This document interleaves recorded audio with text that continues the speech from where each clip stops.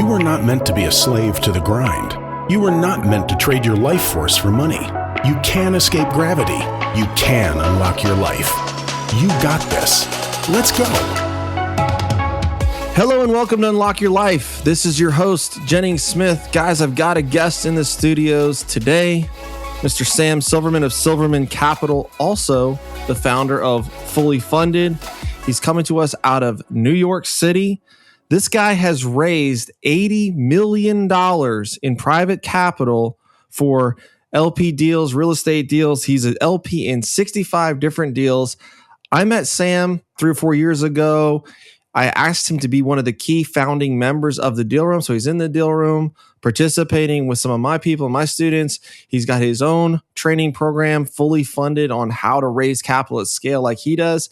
I'm actually a member in there trying to learn from Sam, but I wanted to have him on the podcast to share some wisdom with us. So welcome, Sam. Thanks for being here. Yeah, thanks for having me on. No, I've had an awesome experience so far in terms of the deal room, and you put together a great group of people too. So really enjoy being part of it as well. Yeah, man. So give us the backstory. You know, you're a young guy. This is a lot of money to have raised. But how did you get started in this? Tell us what led you to where you are now. Yeah, so I think like a lot of people, when you're looking at what I want to do when I grow up, I knew I wanted to work for myself in some capacity. I had no clue what that was going to go be. So for me, did some entrepreneurial things throughout high school, got pretty engaged in that sense and liked the idea of kind of building your own thing and being compensated for the work you do. Right. And, went through school, played baseball in school. And from there, had zero clue what I was going to go do, end up in sales.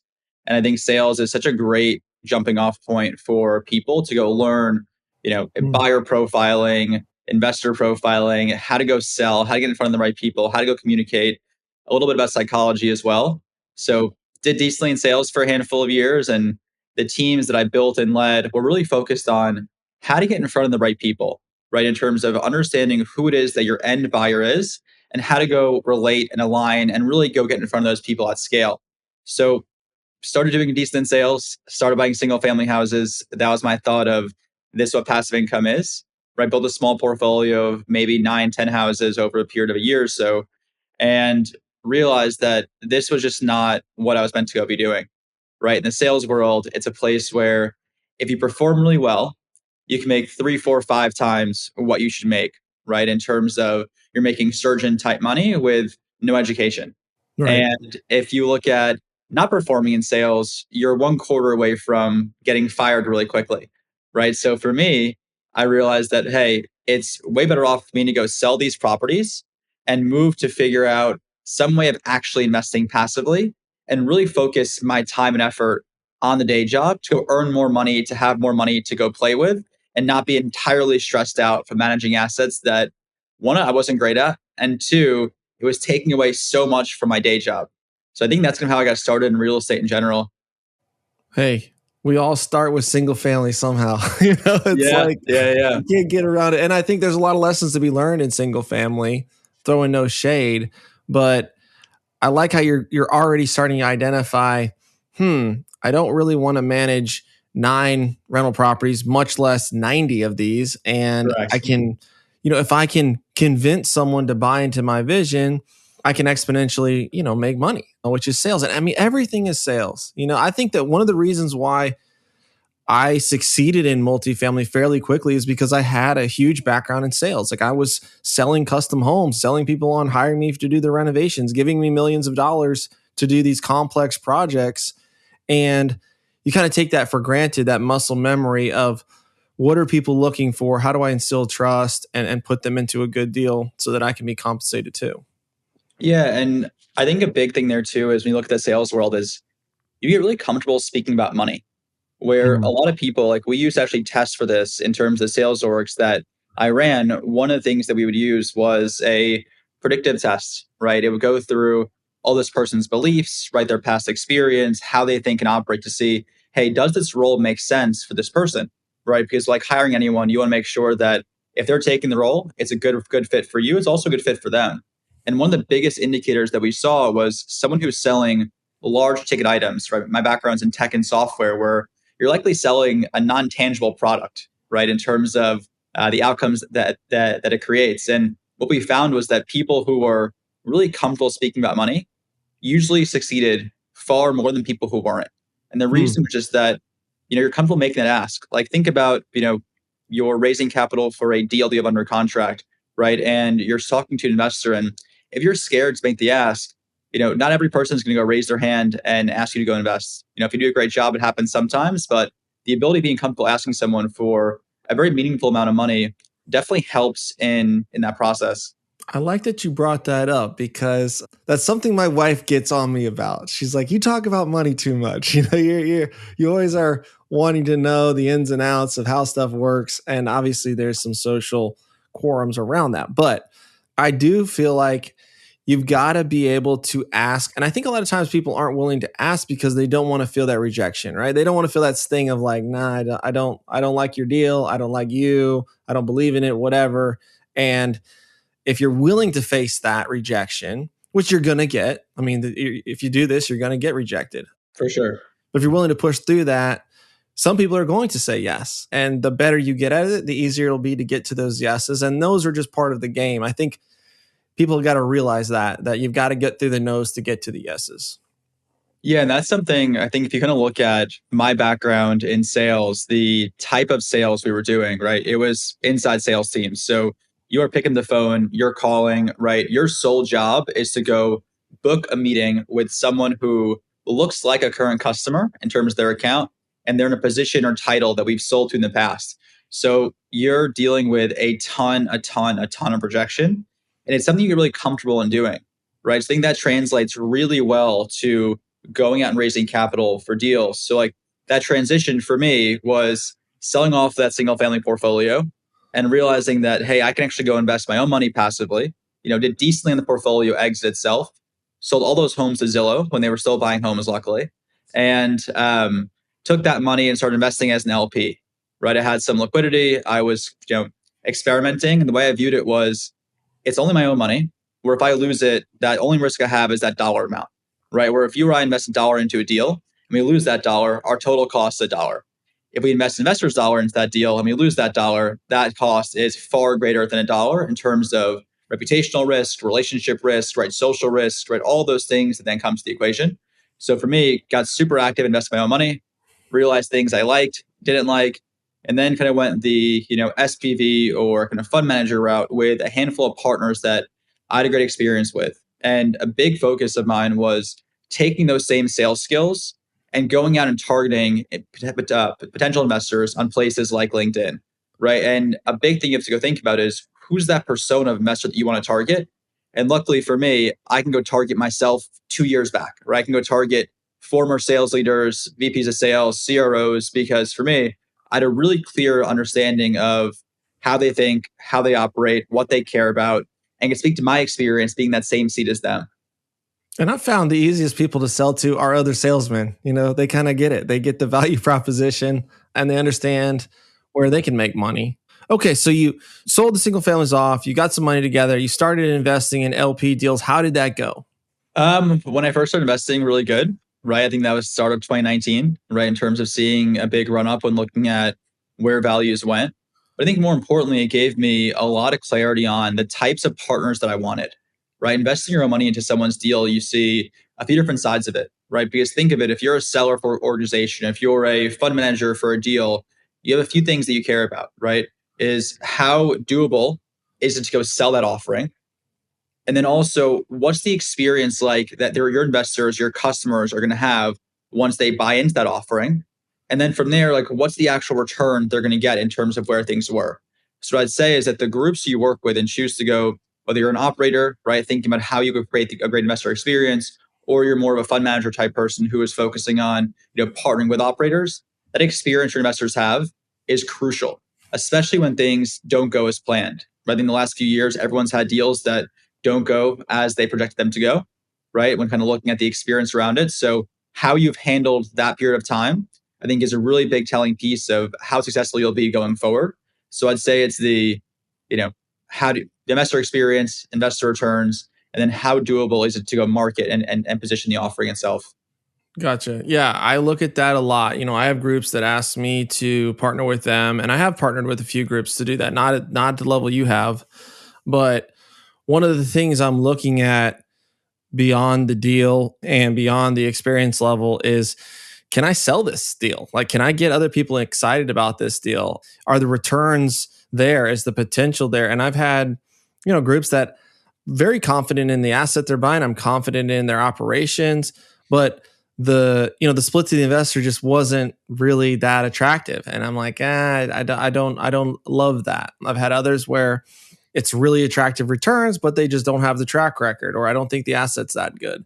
And then sometimes you come across the groups that, hey, they've got the track record. I've known them for a couple of years. They've turned a few deals full cycle, and the offering to the investor is going to make sense. This will be something that I can call, 15, 20 people, and 10 will say yes to this. That's the kind of deal that I like to raise for.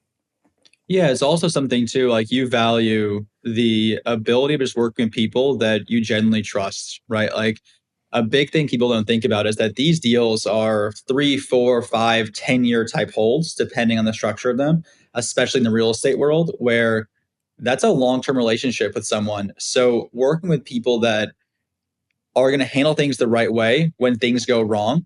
Like you look at any deal, and even if the deal is a complete home run, there's likely scenarios during that hold period in which things did not go as planned. And people who are very level-headed, right? They're very, rational with how they operate, and they don't need that deal in terms of their life depending on it financially. Like having financial stability from a sponsor and an operator is crucial, right? The ability of being able to go pump your own capital, and if you need to, the ability of separating the emotion from the deal itself too, I think is really important as well. But yeah, you want a deal that you can go market, that you can go give a good experience on, that you feel confident that those people doing the deal are going to deliver what they say they're going to for your investors. That's something I really look at a lot now that I can't say I did 4 years ago, is the underlying liquidity and income and stability of the sponsor, right? Because it's like, if they need that $3,000 a month asset management fee to keep their lights on, that's not a great scenario, because that asset management fee may need to be shut off. And if we need to, hey, we didn't escrow enough for the taxes, we got to chip in 50, 80 grand. Well, can they chip in their 20, or is it going to be all on you? And if you don't pay the taxes, you got a real problem, or you got to do a capital call to the investor. So I really look at that now, where I didn't recognize that in the beginning. Because, when you first start, you think, oh, this is a cash flowing deal. Like, why would we have to put more cash in? But after owning, 1,500 of these units, it's like, yeah, you probably are going to have to put some cash in at some point. It's very, very likely. Yeah. And it's interesting too, because you see a lot of people who are newer and just starting out. And I'm also a big believer too in supporting the up and coming person, right? Like kind of like you have to find people that are on a certain trajectory, right? People that have enough competency and skill and probably have done a deal, 2 deals, 3 deals, 4 deals, right? So they have that hunger and urgency and desire, but they're not too experienced where this is deal 67. They've done this 66 times and their fees are egregious, right? And for them, like all they care about is just volume to go support their 150 person company, right? Like it's interesting to go find someone who's like that up and comer type person who you can catch them on the way up, where they're still growing and building and pushing. So it's always interesting trying to go find the right people to go align yourself with when looking at the different types of deals that you go do. I think also a big piece that I'm sure we'll cover as well is like the diversity of structure in the deals that you're doing as well, right? Whether it be deals that provide liquidity, deals that are super long-term holds, deals that are more of that middle-term flip, right? So kind of understanding what the intention of is each deal and kind of buckets of capital that people use for different types of assets as well. Yeah. So let's talk about that. You've invested in deals. You want to get into these deals as on the GP side, maybe, or on a more active capital raising side. Why did you decide to do that? Why did you not say, I want to be the lead GP? I want to point to that and say, that's my 80 unit building, instead of taking the role that you did? Yeah. So you can look at it from like a few different areas, right? For me, having a full-time job when I first started, it was the most sustainable route to go, in the sense that if you're managing an asset and you have at a VP level role owning a full business unit at a fairly large company, and I didn't want to have my day job interfere with my investments interfere with my day job.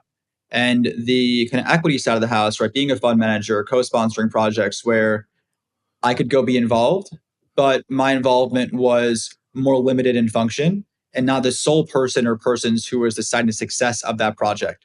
So still involved, still active role in those deals, but if I was too tied up with my day job, right, this deal itself wouldn't put my investors at risk in that sense because of me. So I think that was a big driver as to why, kind of looking at that side of it. Also, I like investing in different types of things in terms of even everything from multifamily, mobile home parks, debt, short-term rentals. We're now buying businesses. So what I'd say is that I think it gives you a really good crash course to go decide what it is that you want to go do and what you want to go big in. So for the time being, it's given me a really nice wide scope of exposure in different types of deals, different types of partners. It's also not to say in the future that I won't go down that route or two of being a lead sponsor. I'm not sure it'll be in real estate though. I think it may lean more towards the business roll-up strategy type route where you have more of an operational impact. So what I'd say is that it's not off the table in the future. It's something that in the time being, I found more success doing this type of function and getting exposure to what I may want to go do in the future. Because I think what I would have signed up for 4 or 5 years ago as a lead sponsor isn't what I signed up for as a lead sponsor today. Yeah, I get that. Okay, I want to ask you something a little bit more pointed, and it's something that I've struggled with personally. If you're raising capital at scale, which you are, $80 million, 65 plus deals, what about when deals go wrong? Like if you're in that many, I mean, it's great to have diversification, but at the same time, you may have an investor that's only in the deal that's going sideways.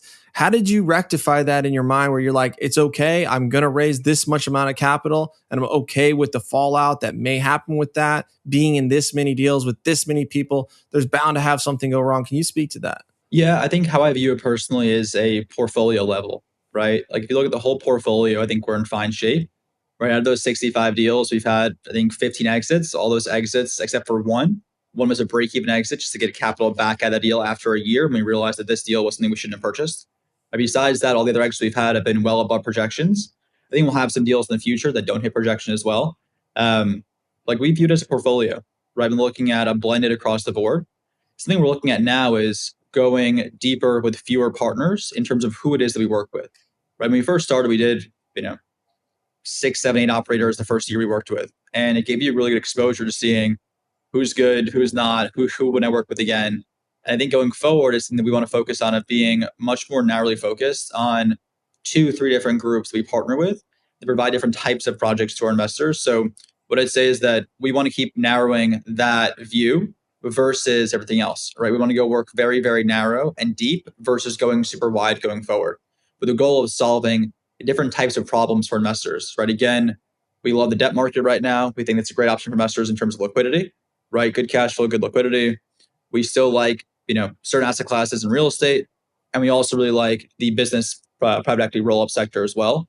We're going to view those 3 buckets and we're deciding how we go keep, attacking those 3 buckets going forward. But our intention is to go more narrow and deep versus wide. Yeah, I like that. And I think that's, it only comes by doing, when you start, it's like, okay, we're going to work with these 8 or 9 groups. All right, this isn't working out the way I thought.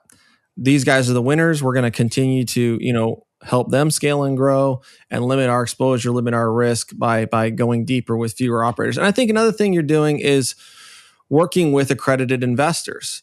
So an accredited investor is not the grandma that's giving you her last $50,000. It's a guy that's, I have some investors, every time I call them, it seems like they've got another $100,000, $200,000 laying around that they want to put into another deal. And so they're getting diversified over my portfolio.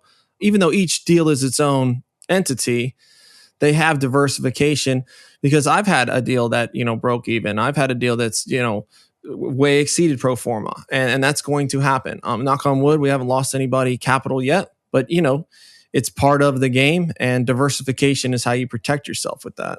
Yeah, I think it allows for people to have that one contact like yourself that they trust, and they trust you to go do the due diligence in terms of where you're putting your own money, right? I think a big part of this stem for myself is I wanted exposure over a handful of areas when I first started out for myself too. And you learn, I think, especially in the last few years too, how the market shifted, how people react when things go the wrong way. And it gives you a really clear picture of who it is that you want to work with and the type of teams you want to be a part of. So what I'd say is that, you learn a lot about what you don't want to go do by doing things. I think that gives you clarity on what it is you do want to go focus on. So in the last few years, I've given a lot of clarity on things that have gone well, things that I would have done differently, right? So it gives you a lot of good learning experiences to go focus on that. I think for people listening to this too, right? Like if you're an operator, if you're a capital allocator, like you can always go play a different role too going forward and kind of figuring out what it is that you want to go do. Kind of looking at your role and the equation and kind of figuring out where you best fit in and how to go leverage your skill set, your partnerships, your connections the best way possible too. Yeah. When people are joining the deal room, my education mentoring thing, I always encourage them, look, run on both tracks. Like you need to run on the capital raising track and you also need to run on the finding a deal. Everyone wants to find a deal. They think, oh, I just need to go find a deal and everything's going to be perfect. And that's great. I mean, finding a deal is awesome, but you don't necessarily know how long that is going to take. Where you can take consistent action along the way of, hey, I've got a commitment for a soft commitment for 100 grand, 500 grand, $1 million. And then as you build a relationship with someone who did find a great deal and you see, I trust them, I like them, now you can become a part of that deal. Whereas if you'd solely focused on, I'm just going to find a deal, now you don't have any capital raised, you don't have any of your own investors' money in, you're relying on a bunch of other people, and you don't have much skin in the game other than you found the deal. It's like, I think that if you don't work on capital raising, you're severely limiting yourself in the multifamily or whatever, asset you're doing. Because if you can generate interest and collect capital, even if you can't get the whole thing, you're just helping your cause and you're bringing more credibility as an operator.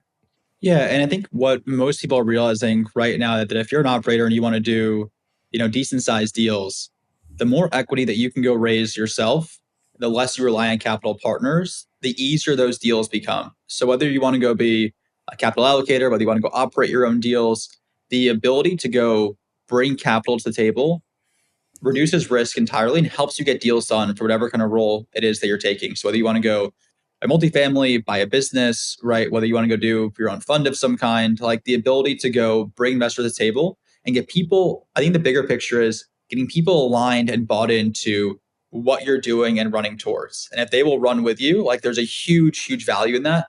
And whatever path you go down, the ability to bring people along for the ride who are bought into you and what you're doing is so, so valuable. Yeah, absolutely. So what would you say to somebody who's out there looking to just raise their first $1 million? I know they've heard my perspective on this, but what would be your advice to them? So I think it depends on where they're starting from.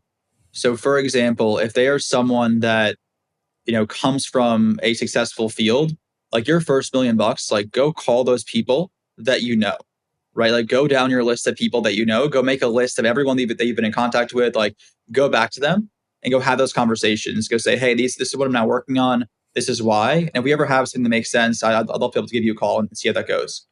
Alternatively, if you're going to look for build a list from scratch, what I'd really say is figure out that avatar of person that you want to go speak to. For me, for example, I focused really heavily on senior sellers, sales executives, all in tech and software, because I knew that persona really well.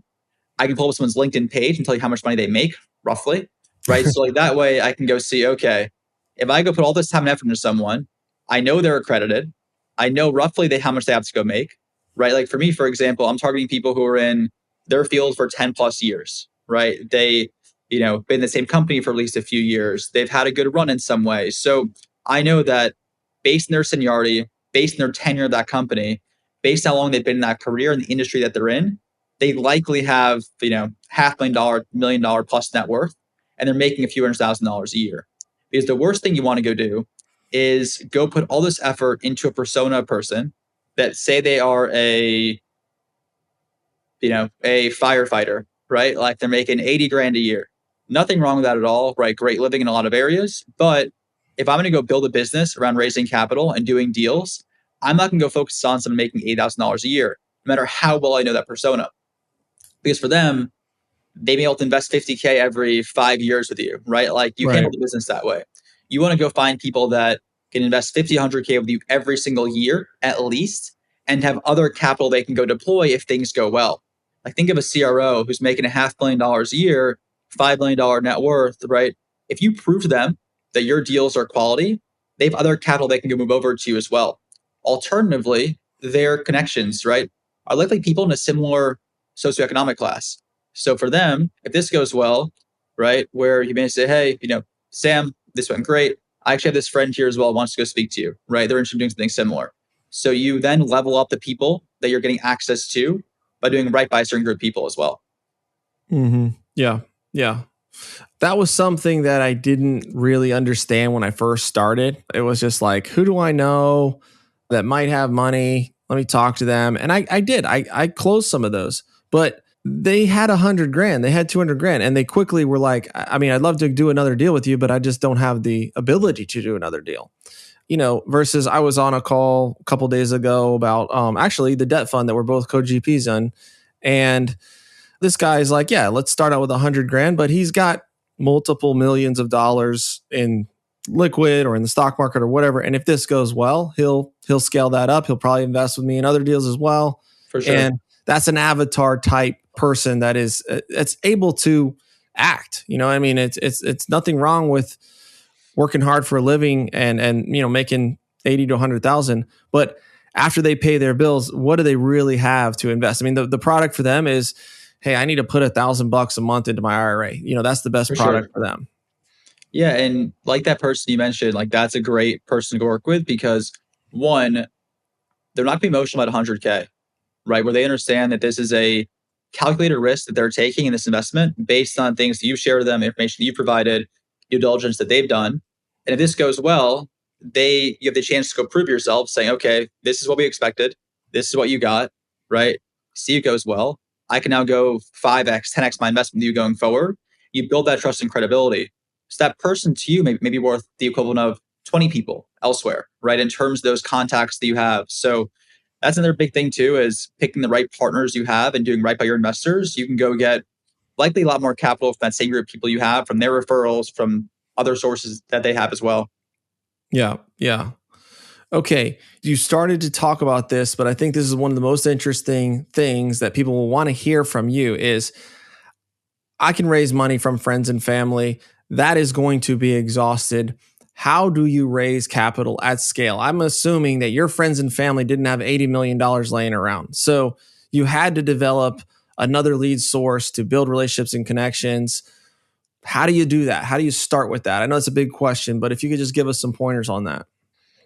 So I didn't go to friends and family actually at all to start out with, right? All my friends and family who invested, it was much later on, and it was them pushing me to go invest, right? I was not that person to go, devalue relationships who asked them for capital to start out with. The reason that, one, I want to go prove I can do it myself, but two, I wanted to have it be them asking me versus me asking them. So if you're going to look at it from scratch, like what I would go do is, one, pick a persona that you can go target confidently, right? And go learn that persona, and say you don't have a lot of familiarity with it. Like say you want to go target surgeons, for example, go really dig in and understand how surgeons operate, right? Go pay one $500 an hour of their time and go ask them 50 questions to understand who they are, how they think, what they do.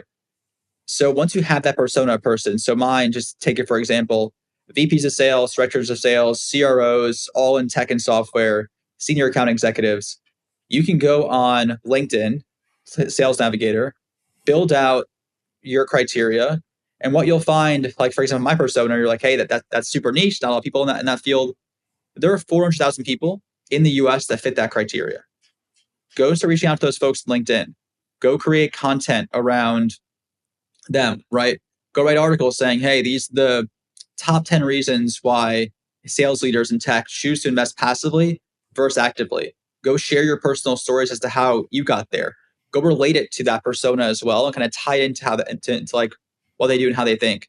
So what I'd say is the better off that you are in terms of understanding that persona you're targeting, the more detail oriented you can be and relatable you can go be to those people. So I'd say one, figure out the persona you're targeting. Two, figure out where they live, right? For me and people in tech and sales, they live on LinkedIn. And when their LinkedIn dings, they think money is there. They usually respond, at least open it, right? But it's also say you're targeting doctors, right?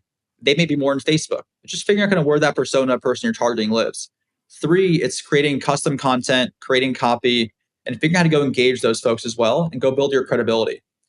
I'd say fourth, it's figuring out, how to go run those calls efficiently, how to get in front of those people, right? How to go have that conversation. Then five, it's how do you go position the deals that you're doing, right? So it's, you're not going to view it as like those pieces of the process, but I think it all starts understanding who it is you want to reach out to, so you can be much more targeted. Yeah, I like that. How you're kind of identifying. Well, we did this with the deal room, right? We looked at the data of who had joined the deal room and who was successful with the program, who was closing multifamily deals, who was raising capital. And this was a no-brainer. They were making money with the program. And we found, like, what do they have in common? Who is that avatar? And we found, well, they all already have some rental property, or they're in the industry already. Like, they're a realtor, wholesaler, flipper. Those are the people that I don't need to convince them that multifamily is a good idea. They already know multifamily is a good idea. They want to do multifamily. They understand what it takes. They're willing to take risks, put themselves out there. They're comfortable with real estate debt. And if I talk to them about this product, they're going to be very, very apt to join, and they're going to be successful at it. And so it's sort of the similar thing of like, okay, who is that person? How do they think? And what are they doing? Right. I mean, for me, it was custom home clients. Like if I'm building a custom home for someone, I mean, they're typically having to put down a lot of cash. There doesn't totally make financial sense for them to be doing that. So they've got to be a high net worth or high income earning individual. And just understanding, how do they think? How do they value their time? Where they're hanging out? And I transition to like targeting to them. And yeah, I mean, when I look at my investor list, it's like, orthodontists, dentists, doctors, like a lot of them fit that criteria because, they're making the income and this isn't their world, right? Where they need an expert who can say, look, I've vetted out this opportunity. I think the risks are pretty well mitigated. This is a good deal, or this isn't a good deal. For sure. Yeah. I mean, that's a great point too. Like, if you have access to those people in a job that you're already doing, right, go leverage those contacts. So if you're already doing a role that gives you access to people like that, and you know those people really well, how they think, how they operate, their views on money, I think a big thing too is understanding the psychology behind money, of how someone thinks, right? And understanding kind of where they came from, how to go relate to them, and how they view each dollar too is a huge, huge, huge piece. Because you may position the same deal to two different people entirely different ways, even though it has the same outcome. Yeah. Yeah. Okay, let's talk about Fully Funded. So Fully Funded is a mentoring group you run. How did that come about, and what is the value proposition for that? Yeah, so part of it was, honestly, I saw and I'm perceiving the market where there were other similar communities that were charging, multiple five figures per year to go join. And I felt like there was opportunity to do it a bit differently, right? In terms of giving access to more folks. And it was something as well, like I used to do consulting in the space on an hourly basis, and I hated it. I was having the same conversation over and over and over again. And great hourly rate, nothing wrong with doing that business if you enjoy it. But for me, I'm like, I can go help way more people in this space in terms of, those same questions, right? Doing video recordings around it, but also more importantly, bring other folks too. Like we have 5 coaches in our community now who all are experts and way better at me in different areas of the space than myself. So I knew for me, like I'm very good at places like LinkedIn. I'm good at bringing the right people and partners, but there were gaps I had that I can go bring in people to supplement that knowledge gap for me, who can give our members a way better experience and knowledge transfer than myself. Additionally, we found a huge value in the community aspect of it too, right? Similar to the deal room, where people go partner with each other, people go have a place to ask questions, right? Meet new people, all around people who are taking action in some way. So in terms of the intention behind it, it's really to help people understand how to go out, build their investor list, how to go build their personal brand, how to go find the right partners for their deals, whether they're looking to go network with operators, capital allocators, right? Understanding, we have partners on different areas like legal, like marketing, right? Different vendors they may need as well. So really the intention is to go help someone advance their career in raising capital, whether it be for real estate, businesses, their own deals, other people's deals, etc. Gotcha. And so Fully Funded, I know it has a video course. I'm working my way through it right now, step by step, kind of going into depth about the stuff you were talking about, finding and developing that avatar, LinkedIn, how to use that, building a social brand, the storytelling, like when you book a meeting, what is the psychology behind what makes somebody say yes or no, and how do you establish that rapport and trust? And then, and then into the nitty gritty, right, of the legal aspects of doing this stuff, CRMs, follow up, and then the paperwork and all that stuff. So, but beyond the course, there's also like a community, right? There's Zoom calls every day, and there's clients or not clients, but customers of yours interacting. Hey, I've got a deal. Hey, I'm looking to partner to raise capital for this deal. Hey, what do you think about this? And I think being in the room, because if I was thinking about this, it's like, well, okay, even if I could raise capital, who am I going to put the capital with? Like, how do you start to build those relationships? And that's what Fully Funded it, and the Deal Room is kind of an incubator for that stuff.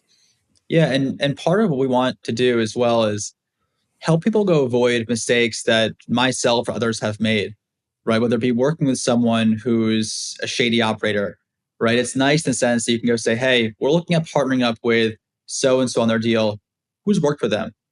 And we've got quite a few people in the community right now too, that if they don't know someone, likely myself or some of the groups knows someone that knows that person, they can go quickly back channel that person for feedback as well. Like a lot of this, there isn't really a way to go verify track records, verify ethics always, but a lot of it is you do your best to go do what you can, and then you really try and go back channel to people who have worked in the past. So a big reason I think groups like Deal Room and Fully Funded are so valuable is that you can get instant feedback from a very small knit group of people that can go give you feedback on, run, or hey, you're in the right direction. And also just finding partners who have, aligned values, aligned interests, right, aligned intentions with investors and deals itself. So I think that part of partnering and getting quick answers is huge. Yeah, it's a small world, and when you are screwing up, doing unethical things, it gets around. And I have a couple people in my phone that when I'm looking at an opportunity, I'm going to call them and say, hey, what do you think about this? And, when I was thinking about this debt fund, I talked to you about it. Like, what do you think of the operator? What about their track record? How have your investors been treated? Has the K1s been on time? Have the distributions been on time? Have people that have asked for their money back within the liquidity period, have they actually gotten their money back on time? Have you heard anything bad about this operator? Do you know anybody else that's had a bad experience?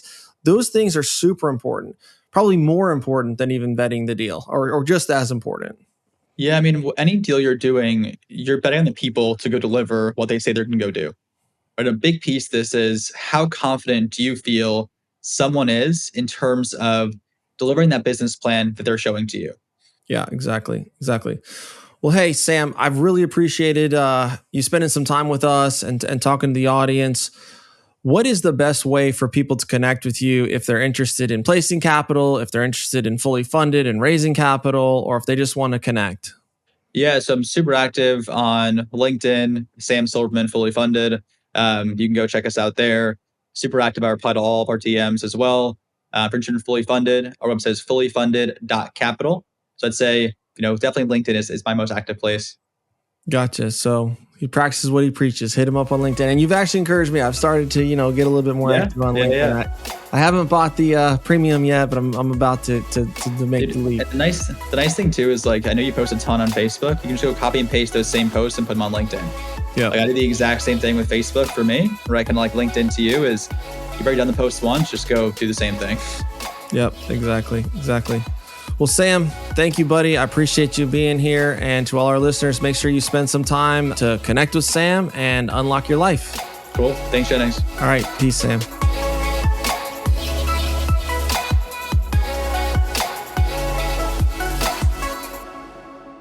This is thepodcastfactory.com.